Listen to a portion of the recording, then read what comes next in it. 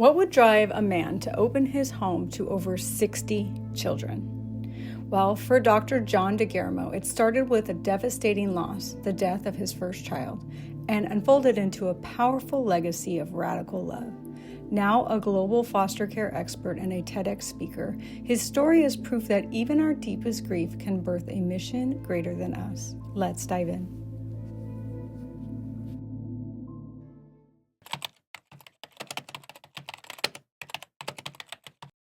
These are children. These are children. And if we don't help these children, then who will?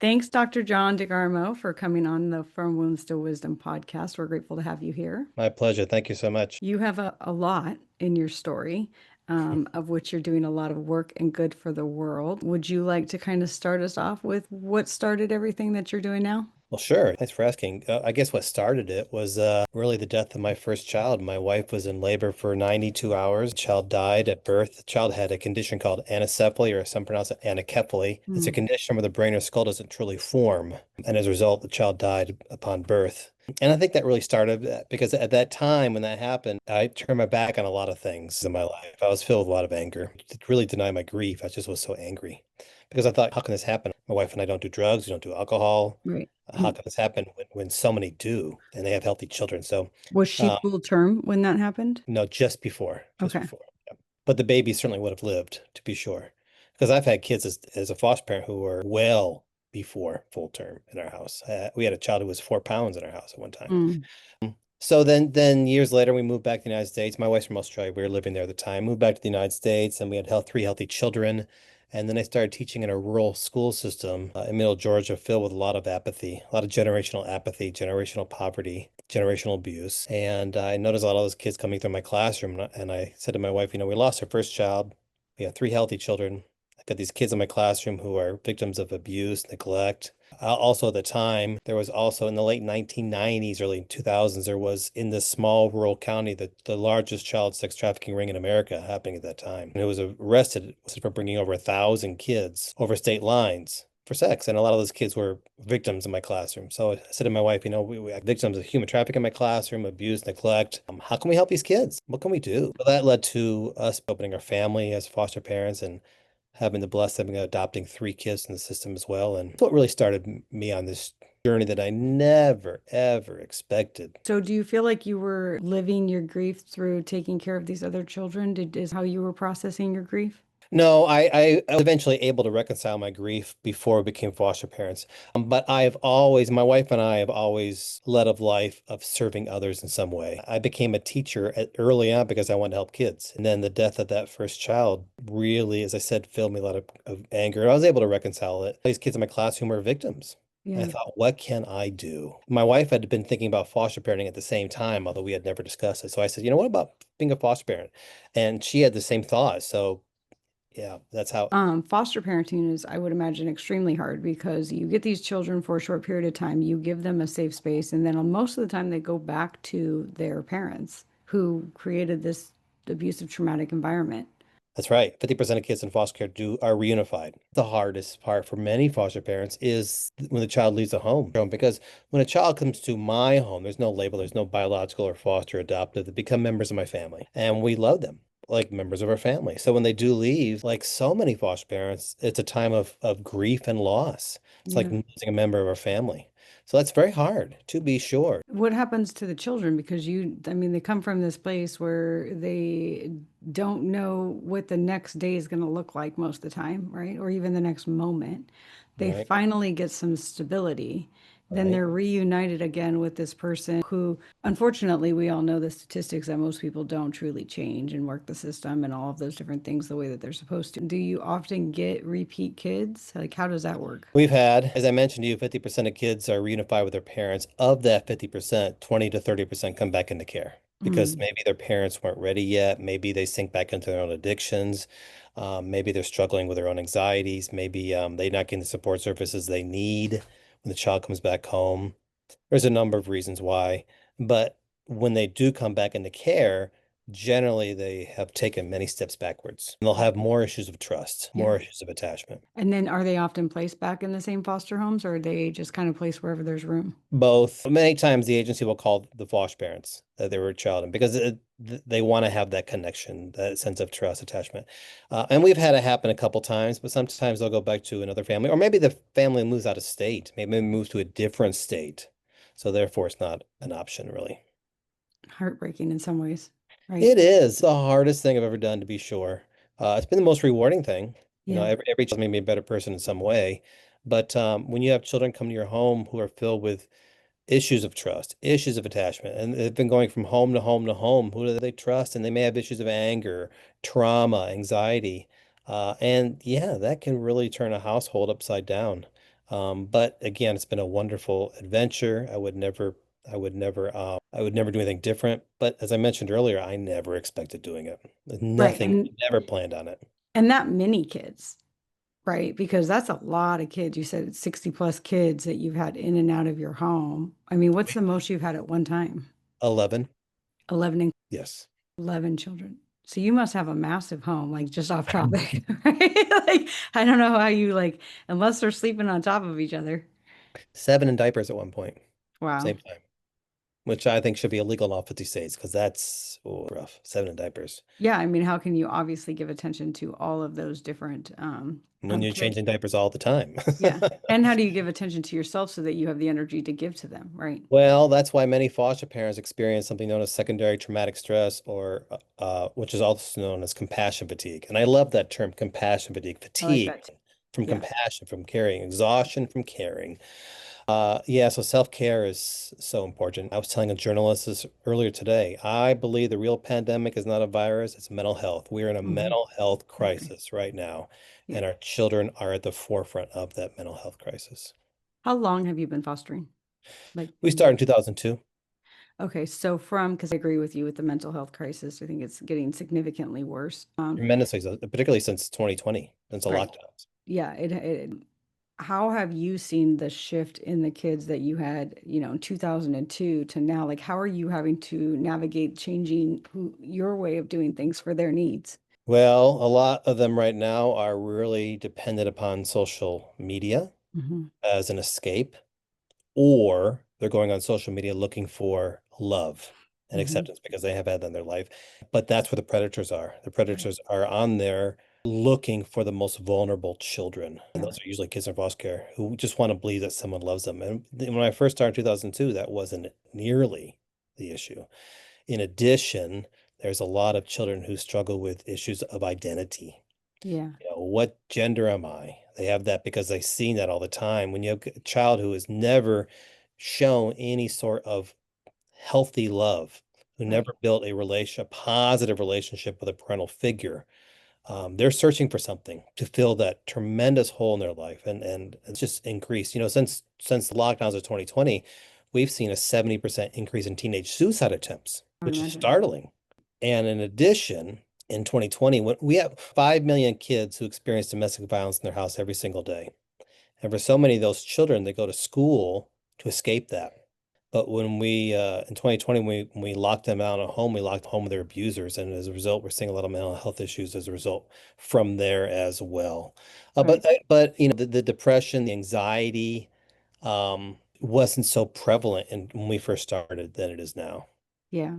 And you say it started in 2020. Now, those people who are locked at home, the kids that are locked at home with their abusers, then you add the fact that the abusers themselves are locked at home, which probably then caused them to have their own issues, which then cause more abuse. And it's just like this never-ending cycle of these poor kids who just have no chance in life if they don't, if somebody doesn't step in and help them. Right. In 2020, there was no mandated reporter because teachers are mandated reporters. So those kids are going to school not only for 2 meals a day, which they might not be getting at home, but also to escape for 8 hours horrific violence. Mm. So there was mandated reporter to help those children, keep an eye on them. So it was rough. It is harder now for foster parents. In fact, agencies are really struggling to retain Mm. foster parents because these mental health issues, so many people are not equipped to deal with these new issues. And then you have a lot of children who are living with their grandparents today as Right. well. And that those grandparents, they don't understand technology, Right. social media, the Predators on there. right Yeah. predators online. Yeah, it's a different, much than it was 20 years ago. I've always kind of thought that it would be nice to be a foster parent, but then the things that I have heard is that, especially when you have children, it's hard to have children and foster because there's attachments.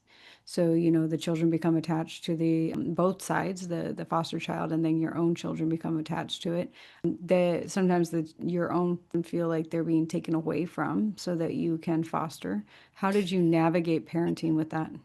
Well, I'll tell you this. I have six children, three biological, three adopted, but they're all, while none of them may ever become foster parents, I believe that they all are quick to help others and will lead a life of serving others in some capacity because they were foster siblings. My children have been able to see what so many others don't see or ignore.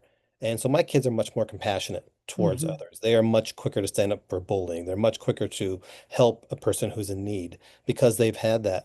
Yeah, sometimes the kids have said, Dad, this hurts. I really miss that child. Sometimes they say, Dad, this can be crazy. Yeah, I bet.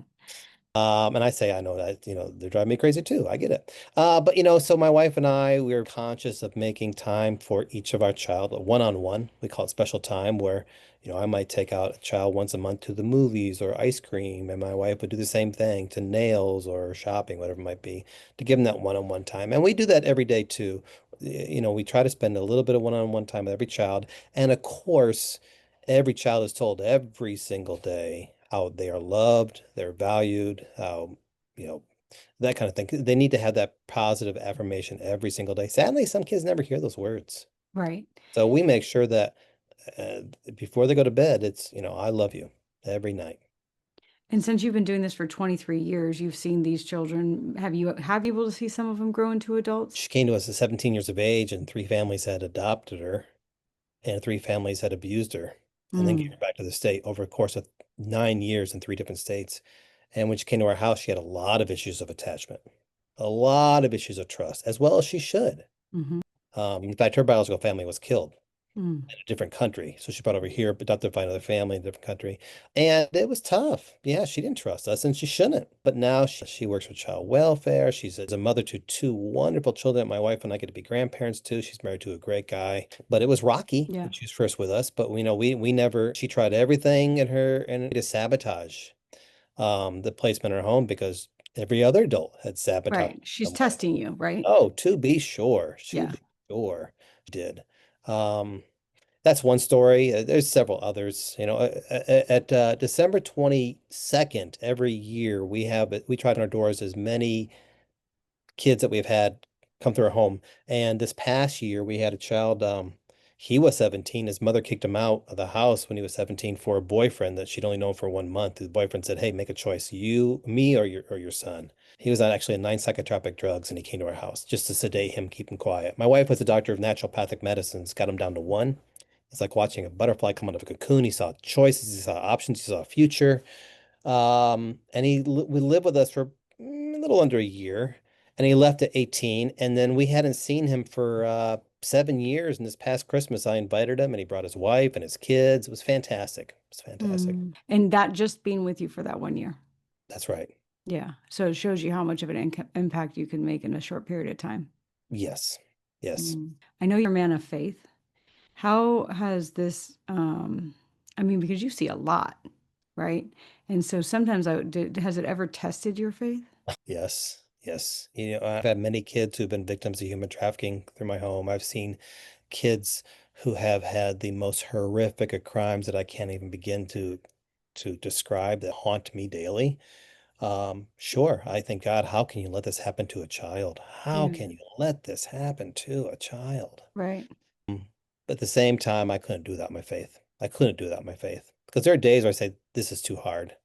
This is too hard. I'm worn down, exhausted. My house chaotic. It's controlled chaos, it's Right. structured chaos, but it's still chaotic. And it's tough. And then when the child leaves your home too, it's like losing a member of your family. We've experienced four failed adoptions. So lots of heartbreak. So we rely on that, but I couldn't do that in my faith. Right. And is faith something that you teach these kids? No, we don't teach it to them. We model it through our everyday lifestyle. They know that we pray for them. They know that we go to church and they come to church with us because they're members of our family. Yeah. But no, we certainly don't force it upon them. No. It's interesting because I talk to so many people all of the time, and you have a presence about you that is kindness, and also very rarely seen, sadly. The amount of presence you put into helping other people and helping these kids and all of these different things, I sadly say that I don't actually see this very often. And I don't know if there's a response for that needed, it's up to you, but it's just very sad. Well, I often tell parents that I train or I speak with or work with that they are superheroes or angels are doing something that so few will do, opening their homes up to people in crisis. As I said, for kids who experience domestic violence in their house every day. Then you got human trafficking, which is the #1 global business, and it's tremendously huge in the United States. It's only increasing. In fact, it tremendously increased over the past 4 years. But so many people ignore it. That makes them feel uncomfortable. Child abuse, human trafficking, it makes people feel uncomfortable, so they don't want to address it. They pretend it doesn't exist. They focus on entertainment, athletes, sports stars, movie stars, whatever it might be, politics, but they don't focus on the rights of children because again, it makes them feel uncomfortable, so they don't want to address it. So, when you don't, I agree with you. Help these children, sadly. A lot of talk about it, They don't show up. and that's why in the United States there's a strong issue in and recruiting foster parents right now. Agencies are struggling to find homes for these children. That's why we read about stories about children sleeping in hotels Hmm. or offices because there's not enough homes. But Human child trafficking. abuse and trafficking and mental health issues are all increasing, but not enough people willing to say, you know what, I'll make sacrifices to help these kids. And it is a sacrifice. It's a lifestyle of sacrifices. We make sacrifices of our finances, of our lifestyle, of our home, our family, our health. Why do you think human trafficking is exponentially increasing? Well, to begin with, I can take this pair of glasses and I can sell it one time. But I can take a child and I can sell that child 10 to 12 times a day, 7 days a week, 10 years, and still get money for that. It's easy.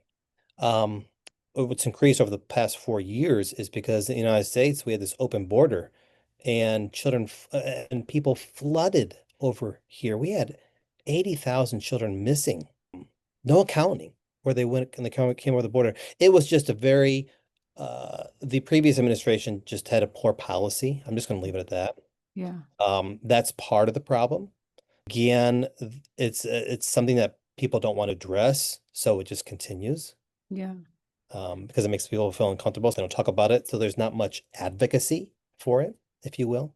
To do that to a child, to do that to anybody, but specifically a child, I just think it's increasing. This right here is terrible the phone, on so many social levels. media. Yeah, It desensitizes people. They yeah. become desensitized to humanity, to caring for others, if you will. That's part of it. You know, the drug lords have switched over drugs to now child sex trafficking. Because as I mentioned, you can sell a drug one time, but a child over and over and over again. And so many people don't want to believe it's happening in their community Hmm. or in their neighborhood or in their family. So it just continues. Have you learned from the children that you have that have been trafficked? Is there like a common theme upon how they came to that situation? Oh, there could be a couple different. It could be, as I mentioned, the border. That's what happened a lot in the United States, the open border. It So could be talk to me real quick about this open border. Like, how does the open border, is this that they are being trafficked from other countries, but because, or they're trying to come here and the people are picking them up? Like, what is this? both, both, both. So during the administration, we had this policy where anybody can come over, Yeah. and that was rife for traffickers, rife. Tens of thousands of children, hundreds of thousands of children were brought over here, and then when they came over here, there was not much of a there are reports and stories of people showing up at the border and just taking many, many children, piling them into vans Where are their over and over. parents? Oh, Are they well, just sending them and they're like not coming along with them? Like, I that mean, that that could be part of it. That could be yeah. part of it. Sure, sure. The Are they coyotes using to pay for passage? Like, I mean, is that's one part of thing it. that comes to That's mind, part of right? it. That's part of it as well. And then you may have children like I've had kids of my own been sold by their parents here in the United States. United States citizens selling their children for money. Or could as well, because sometimes the parents were so heavily abused they didn't know how to parent their own child. I'm sorry, they never got parenting, so they don't know how to parent their own child. But yeah, I've had kids in my home who come to my home who have been sold by their own parents for money. How do you help them? I mean, you bring compassion, you bring love, but I mean, really, like the betrayal of that. So you can see why they have tremendous issues of trust and attachment. Yeah. Why should they trust me when they come to my house? I am a complete stranger. Yeah. Complete stranger. So it takes a lot of patience, a lot of time. You've got to be consistent in showing the child that I'm not going to hurt you. We have to give that child the time to learn how to trust me and my wife. And you're a male, right? So just me being a female who has had experiences in the past, I really wouldn't trust you just to start. I'm gonna be honest with you, right? To be sure, Yeah. 100%. Yeah. So, to model that kindness, that patience, that love, that compassion, um, and for me, a lot of prayer put into it, and just pray that we're planting some seeds into that child that into something better. How do you think I know you had your child, your first die after 92 hours of labor, but how does one get from that to this? Like, I know that you had like, you had other children and that you had to go through grief and that you felt like you wanted to help children and that's why you were a teacher. But that's a very big leap from being a teacher to fostering children who have been trafficked and abused and neglected and all of these other things. It's a whole different world, right? Like teacher, you send them home. And I know you saw it too, so I understand that, but it's just still such a big leap. Is it something that you felt like your faith drew you to? I probably was when we moved back to the United States, and I woke one morning and told my wife, I was so angry. I wouldn't allow my next child to be baptized in a church. So I was Mm, so angry at God. But my wife was very, very patient with me. She wasn't going to force it upon me. She knew that, it's something I had to work through myself. And so moved a couple years later, moved back to the US, and I woke up one Sunday morning and said, you know what, I don't want to go to church, but I think our kids need to be in church. mhm, And that started the journey of going back. Then a few years after, I woke up one night screaming. And my wife will tell me I screamed for at least 10 minutes straight. I mm. could not tell you what, it wasn't even a nightmare. But for the next 5 days, I felt enveloped in a cocoon of fear. And absolutely, I could not explain to you what I was afraid of, but I remember going to work, driving afraid, looking around the corner afraid, coming home afraid. I couldn't tell you what I was afraid of. And I mentioned it to the minister church I was going to, and he said, you know what? You might be on this pivotal stage here where you're going to either go here with your faith or Mhm. wrong, and Satan's trying to drag you back in. And I think there might be some truth to that. Because at that time, I made some significant life changes, and that's when we started becoming a foster parent. But again, I never, ever planned on doing this. And as I said, it's the hardest thing I've done. So there are days I say, God, I can't do this by myself. There's a lot of stories about foster parents wanting to foster simply for the money, and There they're are, abusive. there are and, stories and like that, sometimes even more abusive than the actual parents were, right? right? I know that there's stories. How often do you think that that is true? Well, there is truth to that. Hmm. There are bad teachers, bad police officers, bad attorneys, bad judges, bad doctors, and there are bad foster parents. There's a bad apple in every single barrel. I've met some people who I thought you should not be foster parents. Not everybody should be a foster parent. Not everybody can be a foster parent. Everybody can help in some way. Hmm. Um, but again, I would suggest to you that the vast majority of parents are in it because they want to help a child, because their heart is, saying, what can I do? How can I help? And you foster parents? I do. So you were saying previously that there's not as many parents as there is the need for children to go, right? What is the cure for that? Oh, there's a couple things. To begin with, today's caseworkers are overworked, overwhelmed, under-resourced, under-supported, understaffed, underpaid. And the job career length of a caseworker today is very long because they're so overwhelmed with so Right. much to do, and there's not enough support services or pay for them. So many say, you know what, I'm finding a different career. As Right. a result, foster parents aren't getting the help that they need. They're not getting the help that they need. We need to lower the foster parent caseworker ratio. So caseworkers have less responsibilities in their caseload. They can spend more time with their foster parents. That's why we lost so many foster parents in 2020, because the foster parents are stuck at home with these children whose No anxiety support. levels are through the roof, and there Right. was no caseworker to go to the house to help out because of social distancing or whatever you might be. We need to do that. Foster parents also should have, I believe, ongoing professional counseling or Yeah. therapy sessions Yeah. when you have a child in the home.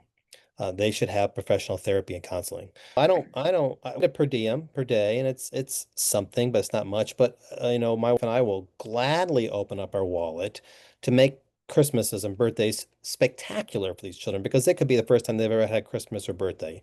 We're sending the camps or football, basketball, dance lessons, whatever it might be, because these are members of our family. So we want to Mhm. give them every possible opportunity that they can get. So there is a per diem, it helps, but throwing money at foster parents is not the answer or the solution. No, because then you're just going to get more people in it for the money, right? Correct. Yeah. So lowering the caseload per caseworker, right? I guess a social worker caseworker, which would then cost more money, right? They're going to have to throw money at that so that they can hire them. In an environment where it seems like there's always a reason why we don't have the money, I guess is the best way to say it, although there's obviously money there that's being spent on other things. Um, Outside of that, which I think obviously would make a big difference, because also caseworkers don't get to necessarily know when these kids are in bad situations if they have too much on their plate, right? So they can't even get the kids out of there if it is a abusive environment because they can't keep up with everything. Um, so what would be the reason why people are not fostering? So that's the foster care system. Why are people not fostering? Well, they hear those stories about the kids are bad kids, Mm, or they think I need to be rich, or they think, well, this is what I hear a lot. Dr. John, I couldn't do what you do. It would hurt too much to get the kids back. hmm And my response is, well, that's exactly how it's supposed to be. These hmm children need stability, they need structure, but more than anything else, they need unconditional love. They need that foster parent to love them so much with their heart that when they leave the house, for whatever reason it might be, sure, our hearts break. But that's a gift we're giving that child because we could be the first person who's ever loved that child in a healthy hmm fashion. hmm I often tell foster parents that, years from, what, I can't do it because it hurt too much. Well, it does. That's part of the sacrifice that we make to help these children who need someone to love them so much. And again, there's those misconceptions that the kids are bad kids. Well, these are children who are victims of neglect, abuse, abandonment, and they just want to be loved. They Right. And again, they're acting out because that is one, a lot of ways that they got attention previously, right? And two, like there's just, I mean, I can't even, if you go through that, obviously you're gonna show up in a way that's protective of yourself, right? So many kids come to my house and foster care in general, it's generational. Their hmm parents were abused, their parents were neglected, their parents were in foster care. hmm And I think, like you mentioned before, people are, and I hate to say this, but I kind of feel like people are just lazy. It's an inconvenience. Yes, well, I would agree. So the work that you do to teach foster parents, what else do you do? How do you show up in the world, somebody else show up in the world in a way that makes an impact? Well, some of the other things I do is agencies, child welfare programs help develop policy, procedure, help train staff. But I also work with legislators across the country to reform the system, to bring awareness to these issues. So many of our legislators, this is not on their radar. No. Foster care is child abuse, human trafficking is not on their radar. It's not something they really address unless it's comes up, specifically in their area or whatever it might be. So I try to do a lot with legislation. Of course, I do a lot of speaking engagements to try to bring awareness because I think awareness equals advocacy. Somebody wants to help. Well, the first is start bringing awareness to those that you know to become an How do you do that? advocate. You can become an advocate to these kids. You can help the foster care agency by providing hygiene items, because when they come to my house, they just have the clothes in their back many times, if that. You can provide school supplies. You can be a mentor for the kids. You can be a tutor. You can help foster parents in your area by providing meals, maybe pizza night. If you own a business, you could provide some discounts for foster parents, or maybe hire some of the teens in foster care and have them, to teach them some work skills. Those are just a few of the many, many ways that people can help. And would somebody then reach out specifically to the social services and say, I want to offer? Because here's the other thing that I have found. So I have tried many a times to volunteer for things, and there's so much red tape involved that it makes you just go, forget it. Like I'm So trying to like volunteer. I would go directly. So what I often tell people is go online and search your county online for a foster parent association or Okay. foster parent support group, and you avoid the red tape and go directly to the foster parents themselves in your area that have their own association. Say, hey, how can I help? And most likely they're going to say, thank you. Where have you been? Come on, I got a million ways you can help me. What about somebody who like maybe they have like a service as far as like they do nails, they do hair, they, have fitness classes, they can do kids yoga, whatever the case may be, those things of value? Like, yes, absolutely. You Yeah. can provide those at a discount or even for free. Yeah, And I it would gives imagine that free. child an opportunity for normalcy because, Yeah. other kids are doing it, but they don't have the opportunity. So if, yeah, if they can go to a gym or provide nails, that's golden for a child who feels that they are. So when a child comes into foster care, if they don't have the clothes in their back, sometimes they come with their belongings in a black plastic bag. Well, Mm. to them, that represents that they're garbage, that their Right. clothes are garbage.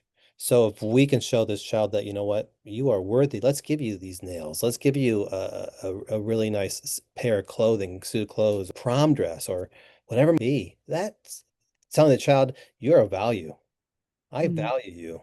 Something that most people don't tell them. Oh my goodness. Yes, yes, yes.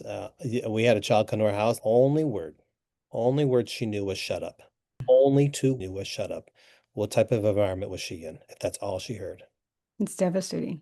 I don't know how I mean, I know it's like you were just talking, people say like all the time, I don't know how you do it, but I really don't know how you do it because like it would just be heartbreaking every day. I mean, I know that you get good out of it too. One has to offset the other, otherwise you couldn't continue to do it. But I think it would show you the worst of the worst of human beings sometimes. It does. It does. So that's why self-care is critical. I, Yeah. I have some avenues of self-care for me. I love to garden. I love music. I love to travel. Australia, so we travel the globe. For me, it's getting away. It's an escape All right, do you have help? Like, do you have house cleaners and people who help cook? None of that. You guys do it all on your own? all on our own. Wow. Do you sleep? Please, What is what is that? that? Yeah. I have to tell when I die. Mm, Yeah. That's a lot. Thank you for your work. Well, it's as I said, I feel called to do it. But I wouldn't do anything different. Every warning done. Every child's made me a better parent, a better father figure, a better husband, a better member of my community in some way. Yeah. But sure, it's tough, but there's a child out there right now, very, very minute, at this very, very minute, probably a mile from where I live, saying, somebody please help me. Hmm. Somebody please help me. Hmm. And I often think, well, if not me, then who? Is there a lot of red tape to becoming a foster parent? There can be, and there should be. Yeah. There can be, and there should be. Because as I said, not everybody should be a foster parent. You Right. know, no, there are some people who are just should not be caring for children. So I want that there because I want to make sure that we, I want to ensure that a child is placed in a home and that child's going to be safe. Hmm. And truly supported and loved too, because safety is important, but it's not everything they need. Right. As I said, stability, safety, and unconditional love. Yeah. Every child deserves to be loved, and as sadly, so many are not. Right. There's so many that are not that are don't even go into the foster care system. They just in the life that they have because they're not, it's not bad enough to put them in foster care, right? And I think that we just turn the TV on and we can see the results. Hmm. Absolutely. So I always try to leave some sort of wisdom for people to walk away with from the stories that we talk about. What is something that you can give people? Well, I'll repeat what I said. There is a child within a mile of Hmm. of your listeners who is saying or maybe even praying, help me.